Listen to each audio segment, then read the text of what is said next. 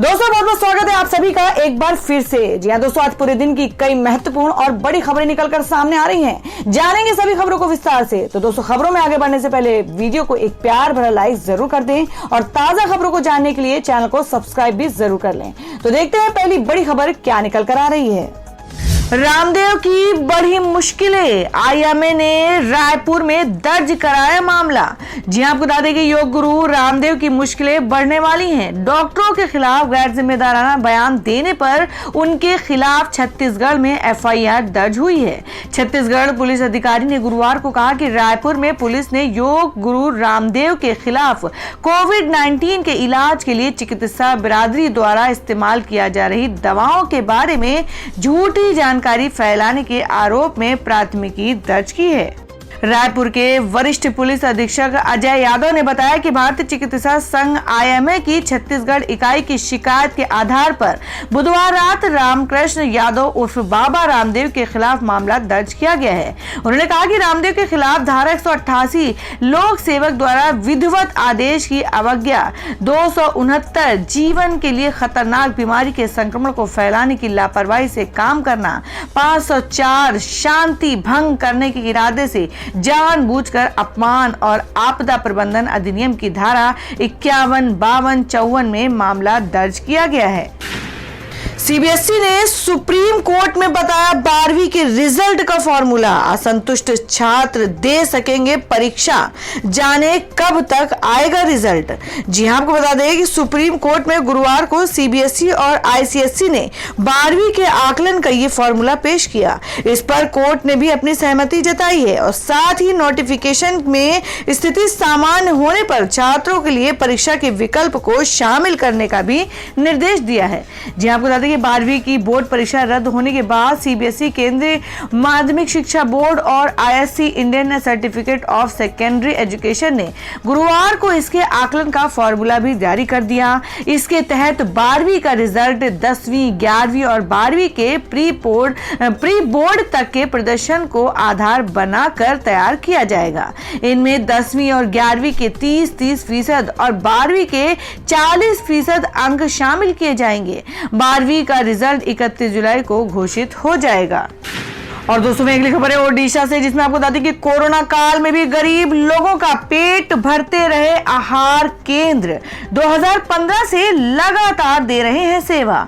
जी हम बात कर रहे हैं कि कोरोना के कारण ओडिशा में लगाए गए लॉकडाउन में सबसे अच्छी बात यह हुई कि इस दौरान आहार केंद्र खुले रहे, जिसके कारण गरीब जरूरतमंदों को समय पर भोजन मिलता रहा।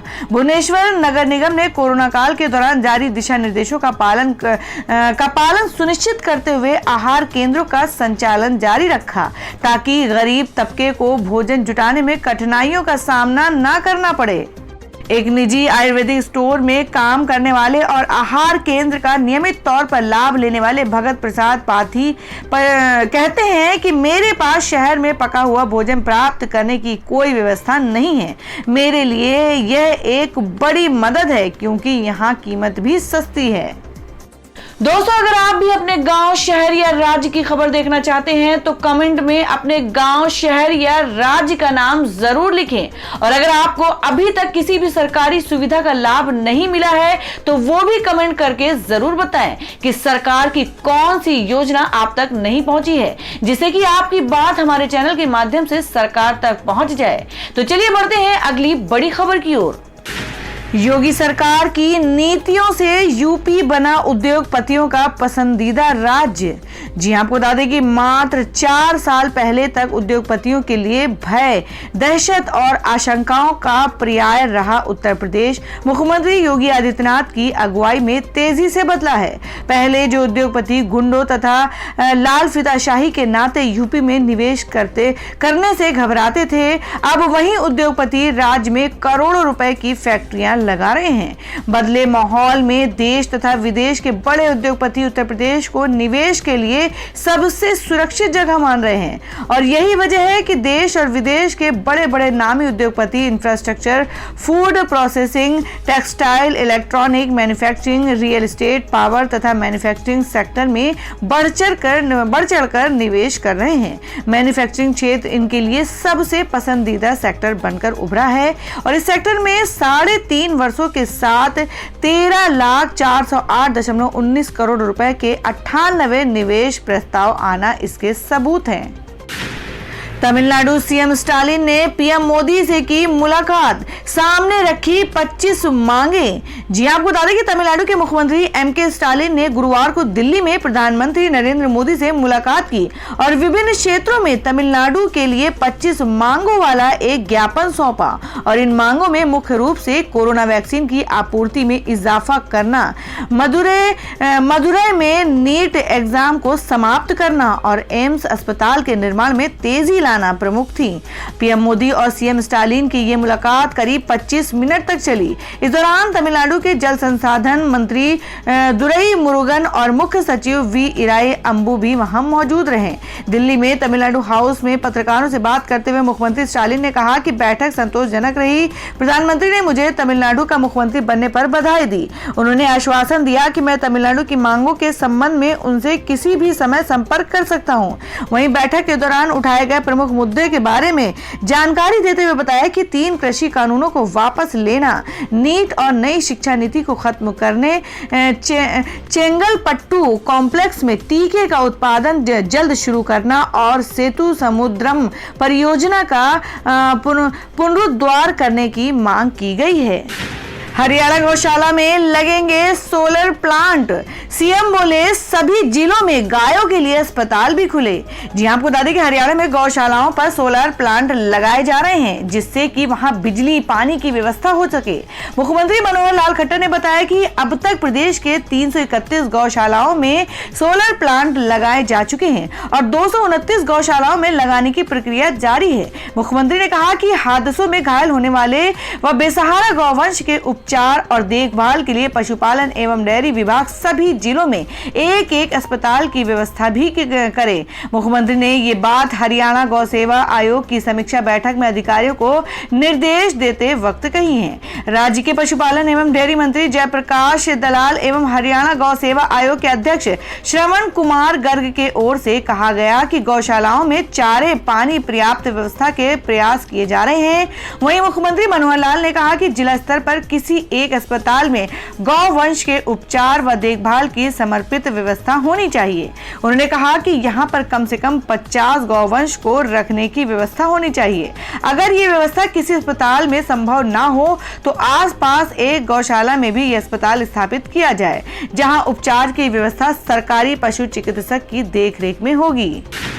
डीए बढ़ोतरी से पहले केंद्रीय कर्मचारियों का ट्रैवल अलाउंस को लेकर मिली खुशखबरी। जी आपको बता दें कि देश भर के केंद्रीय कर्मचारियों को लंबे वक्त से महंगाई भत्ते का इंतजार है। डीए बढ़ने का इंतजार कर रहे लाखों कर्मचारियों के लिए अच्छी खबर आई है। केंद्र सरकार ने डीए बढ़ोतरी का तोहफा देने से पहले कर्मचारियों को ट्रैवल अलाउंस के लिए क्लेम सबमिशन की डेडलाइन बढ़ा दी है। सरकार ने कर्मचारियों को ट्रैवल अलाउंस के क्लेम के लिए मियाद बढ़ा दी है और इस राहत के बाद रिटायरमेंट पर कर्मचारी 180 दिन में अपना ट्रैवल अलाउंस क्लेम कर सकेंगे। इसके बारे में वित्त मंत्रालय के एक्सपेंडिचर विभाग की ओर से जानकारी दी गई है और इस आदेश को 15 जून से लागू कर दिया गया है। आपको बता दें कि पहले ट्रैवल क्लेम के लिए मियाद 60 दिन की थी जिसे बढ़ाकर 180 दिन कर दिया गया है। हालांकि अभी भी ट्रांसफर और ट्रेनिंग के दौरान क्लेम सबमिशन के लिए डेडलाइन 60 दिन की ही रखी गई है। आपको बता दें कि गौतम अडानी नहीं रहे एशिया के नंबर 2 रईस। एक खबर से डूब गए 70,000 करोड़। जी हां, आपको बता दें कि भारत के अरबपतियों में शामिल गौतम अडानी को बड़ा झटका लगा है। एक रिपोर्ट के चलते अडानी की कुर्सी छिन गई। गुरुवार को अडानी की संपत्ति में बड़ी गिरावट आई और उनसे एशिया के दूसरे सबसे अमीर शख्स की कुर्सी छिन गई। एक खबर के चलते गौतम अडानी की संपत्ति 3 दिन में 70,000 करोड़ रुपए गिर गई। संपत्ति में आई इस गिरावट के बाद अडानी का ताज भी उनसे छिन गया। जी आपको बता दें कि भारत के अरबपति और अडानी ग्रुप के मालिक गौतम अडानी का ताज उनसे छिन गया। अडानी ग्रुप की कंपनियों के शेयरों में लगातार चौथे दिन गिरावट आई। 17 जून को अडानी समूह की 6 में से 3 कंपनियों के शेयर में 5% से अधिक की गिरावट आई और इनके शेयर लोअर सर्किल पर लग गया। Adani total gas, Adani transmission के शेयरों में 5% की गिरावट आई, तो वहीं अडानी पावर के शेयर 4.97% गिर गए, जबकि अडानी पोर्ट्स के शेयरों में 0.94% की गिरावट आई है। यूपी में ऑनलाइन जुआ खेलना होगा गैर जमानती अपराध, सीएम योगी को सौंपा गया अधिनियम का प्रारूप। जी आपको बता दें कि उत्तर प्रदेश में अब ऑनलाइन जुआ खेलना गैर जमानती अपराध होगा। जुए और सट्टे के अलग अलग रूपों के लिए अधिनियम का प्रारूप तैयार हो गया है और मुख्यमंत्री योगी आदित्यनाथ को इसे सौंप दिया गया है। अधिनियम के तहत अब घर, वाहन या किसी जगह पर गैम्बलिंग पकड़ी गई तो अधिकतम 3 साल की सजा होगी। मुर्गा, बुलबुल या बैल की लड़ाई पर पैसा लगाने वाले भी अब जेल जाएंगे। साथ ही जुर्म साबित ना होने तक उन्हें जमानत नहीं मिलेगी। दरअसल राज्य विधि आयोग ने अंग्रेजों के जमाने में बने सार्वजनिक जुआ अधिनियम को कठोर बना दिया है। कई राज्यों के कानूनों का अध्ययन करने के बाद आयोग के अध्यक्ष न्यायमूर्ति A.N. मित्तल की अगुवाई में यूपी सार्वजनिक धूर्त निवारण विधेयक का प्रारूप तैयार किया गया है। जल्द ही इसे कानून की शक्ल दी जा सकती है। इसके लिए आयोग ने कई राज्यों के कानूनों के साथ सुप्रीम कोर्ट व हाई कोर्ट के कई बड़े फैसलों का अध्ययन किया है व प्रदेश की परिस्थितियों को ध्यान में रखते हुए यूपी सार्वजनिक धूर्त निवारण विधेयक का प्रारूप तैयार किया है। महाराष्ट्र सरकार के साथ बैठक में नहीं निकला कोई हल, जारी रहेगी आशा वर्कर्स की हड़ताल। जी आपको बता दें कि कोरोना वायरस संकट के बीच महाराष्ट्र में लगातार तीसरे दिन भी लगभग 70,000 एक्रेडिटेड सोशल हेल्थ एक्टिविटीज आशा वर्कर्स की हड़ताल जारी रही है। आशा कार्यकर्ताओं की मांग है कि कोरोना काल में उनका वेतन बढ़ाया जाए, साथ ही उन्हें श्रमिक के तौर पर दर्जा भी दिया जाए और दूसरी सरकारी योजनाओं का भी लाभ मिले। आशा वर्कर्स की हड़ताल के चलते राज्य सरकार की मुश्किलें बढ़ गई हैं, जिसके बाद गुरुवार को महत्वपूर्ण बैठक हुई। आशा वर्कर्स एक्शन कमेटी के अध्यक्ष के साथ हुई महाराष्ट्र सरकार की इस बैठक में कोई नतीजा नहीं निकल पाने की सूरत में accredited social health activities workers के अनिश्चितकालीन हड़ताल जारी रखने का फैसला किया गया है। बैठक के बाद आशा कार्यकर्ताओं ने दावा किया है कि राज्य सरकार ने उनके मानदेय में इस आधार पर वृद्धि करने से इनकार कर दिया है कि वे आर्थिक तंगी का सामना कर रहे हैं। बता दें कि वर्तमान में आशा कार्यकर्ताओं को प्रतिमाह लगभग वेतन के रूप में 6,000 रुपए मिलते हैं, जिसमें केंद्र से कोविड भत्ता के रूप में 1,000 रुपए शामिल हैं। दिल्ली के बाद इन 9 शहरों में लॉन्च हुई स्पुतनिक वी, क्या होगी कीमत, जानिए क्या है पूरी डिटेल्स। जी आपको बता दें कि भारत में रूसी कोविड वैक्सीन स्पुतनिक वी के आपातकालीन उपयोग की मंजूरी मिल गई है। जल्द ही देश के कई शहरों में ये टीका उपलब्ध हो जाएगा। राजधानी दिल्ली का इंद्रप्रस्थ अपोलो अस्पताल रविवार को स्पुतनिक वी को प्रशासित करने वाला शहर का पहला अस्पताल बन गया। पहले इसे हैदराबाद में लॉन्च किया गया था, अब ये कोलकाता, दिल्ली समेत कई शहरों में भी उपलब्ध कराई जाने लगी है।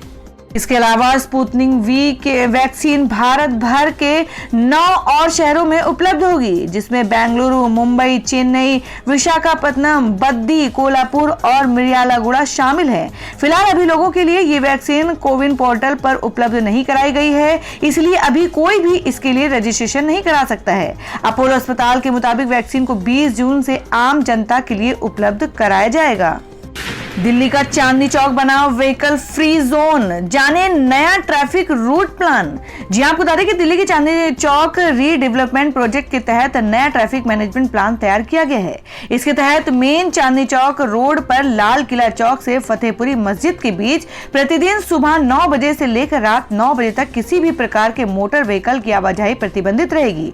दिल्ली सरकार की सौंदर्यीकरण परियोजना के हिस्से के रूप में 99 करोड़ रुपए की लागत से सड़क सड़क की मरम्मत की जा रही है। लगभग 1.3 किलोमीटर के हिस्से का पुनर्विकास का काम 1 दिसंबर 2018 से किया जा रहा है। इस प्रोजेक्ट को नवंबर 2020 तक पूरा किया जाना था, लेकिन कोरोना महामारी के चलते इसे पूरा करने में देरी हुई। बता दें कि चांदनी चौक का ये इलाका भारी ट्रैफिक के कारण अक्सर जाम हो जाता था, लेकिन अब वाहनों की आवाजाही बंद होने से लोगों को ट्रैफिक से निजात मिलेगी। कोरोना की दूसरी लहर से सरकार ने लिया सबक, 3200 पैरामेडिकल कर्मचारियों की होगी भर्ती। जी आपको बता दें कि कोरोना की तीसरी लहर की संभावना के मद्देनजर हरियाणा सरकार ने करीब 3200 पैरामेडिकल स्टाफ की भर्ती की तैयारी शुरू कर दी है। इनमें स्टाफ, नर्स, MPHW समेत अन्य सहायक कर्मचारी शामिल हैं। हरियाणा कर्मचारी चयन आयोग ने इसके लिए लिखित परीक्षा का शेड्यूल जारी किया है। परीक्षाएं 16 जुलाई से 25 जुलाई तक चलेंगी। विपक्षी दल और युवा रुकी भर्तियों की प्रक्रिया पर सवाल उठाते रहे हैं। पिछले 1.5 साल से कोरोना महामारी के कारण पैरामेडिकल स्टाफ की भर्ती प्रक्रिया बाधित थी। कोरोना काल में पैरामेडिकल स्टाफ की कमी महसूस की गई। कई जिलों में तो सेना ने पैरामेडिकल स्टाफ उपलब्ध करवाया था। और दोस्तों अगली खबर में जान लेते हैं देश भर में सोने और चांदी का ताजा भाव। जी आपको बता दें कि सराफा बाजार में सोने के दाम में 999 रुपए प्रति 10 ग्राम की गिरावट देखने को मिली। आज सोने का दाम 47,420 रुपए प्रति 10 ग्राम पर रहा और वहीं चांदी की कीमत में 1175 रुपए प्रति किलोग्राम की गिरावट देखने को मिली। इससे चांदी की कीमत 70,190 रुपए प्रति किलोग्राम पर रही है। तो अब बात कर लेते हैं आज के मौसम की ताजा अपडेट के बारे में। जी आपको बता दें कि बिहार में बाढ़ की स्थिति, यूपी में भारी बारिश की चेतावनी, जाने दिल्ली सहित अन्य राज्यों के मौसम के अपडेट्स। जी आपको बता दें कि दक्षिण पश्चिमी मानसून देश के ज्यादातर क्षेत्रों में सक्रिय हो चुका है, लेकिन उत्तरी क्षेत्रों में पहुंचने में उसकी रफ्तार थम गई है। हवा की विपरीत स्थितियों के चलते मानसून को लगे इस झटके से उत्तरी राज्यों राजस्थान, पंजाब, हरियाणा व दिल्ली में मानसून के पहुंचने में देरी हो सकती है। भारतीय मौसम विभाग के पूर्वानुमान के मुताबिक बिहार व पूर्वी उत्तर प्रदेश तक मानसून भले ही समय से पहले पहुंच गया हो, लेकिन पश्चिमी उत्तर प्रदेश तक उसको पहुंचने में 3 से 4 दिनों तक की देरी हो सकती है। चक्रवाती स्थिति पैदा होने की वजह से मानसून की रफ्तार धीमी हुई है। मौसम विभाग ने बताया कि पूर्वी उत्तर प्रदेश और आसपास के इलाकों में पश्चिमी विक्षोभ की स्थिति बनी हुई है। राजस्थान, गुजरात के कुछ हिस्सों, पंजाब, हरियाणा और दिल्ली पहुंचने के लिए हवाओं की चाल और दिशा अनुकूल नहीं है। पूर्वी उत्तर प्रदेश में वर्तमान चक्रवाती स्थिति के कारण मानसून उत्तर प्रदेश के कुछ और हिस्सों में अगले 5 दिनों में धीरे धीरे पहुंच सकता है। तो दोस्तों ये थी अब तक की सभी बड़ी खबरों की अपडेट्स। टुडे ब्रेकिंग न्यूज और लेटेस्ट खबरों को देखने के लिए हमारे चैनल को सब्सक्राइब जरूर कर लें, वीडियो को लाइक और शेयर भी जरूर कर दें अपने दोस्तों और रिलेटिव्स के साथ। तो दोस्तों फिर मिलेंगे काम की खबरों और सरकारी योजनाओं की एक और नई वीडियो के साथ। तब तक के लिए धन्यवाद दोस्तों।